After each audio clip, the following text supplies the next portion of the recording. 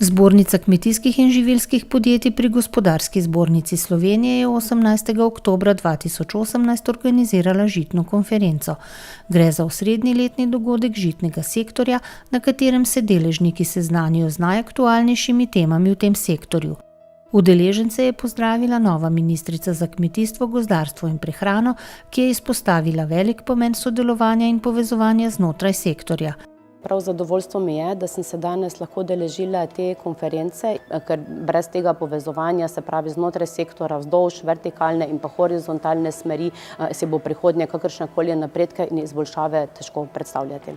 Da se s povezovanjem vseh deležnikov ustvarja stabilnost žitne verige, je poudarila tudi direktorica Zbornice kmetijskih in živilskih podjetij. Kajti, če ti veš, komu boš prodal in ti veš, od koga boš kupil, je dosti lažje upravljati tudi te nabavne rizike. Poleg sodelovanja je izredno pomembno tudi spremljanje trendov.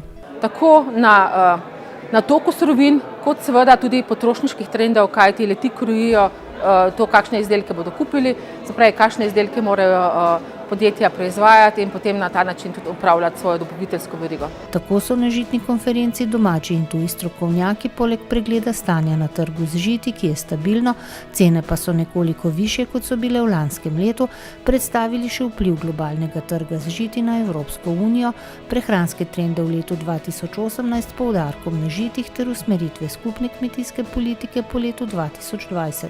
The end of global sell-off of all agricultural commodities, I think it has ended this year or in the previous year. So likely to see slightly higher prices ahead of us. In our perception, packaged food, grain-based packaged food products are going to be driven primarily by trends of healthy living, ethical living, and premiumization. And those are the three trends that I believe are going to be the most important for grain-based packaged food products in the nearest future. Kar zadeva globalno politiko, ni predvidena nobena revolucija, pač pa bolj evolucija v smeri narediti evropsko kmetijstvo še bolj konkurenčno. Tako se bo politika še naprej nadaljevala z neposrednimi plačili. Skupna želja vseh deležnikov žitne verige, ki so jo izrazili tudi udeleženci letošnje žitne konference, pa je, da bi to našo samooskrbo s pšenico ali pa nasploh žiti nekoliko povečali, ne samo, da bi bile večje površine, ampak predvsem je želja to, da bi izboljšali tako pridelke kot tudi kakovost samih žit.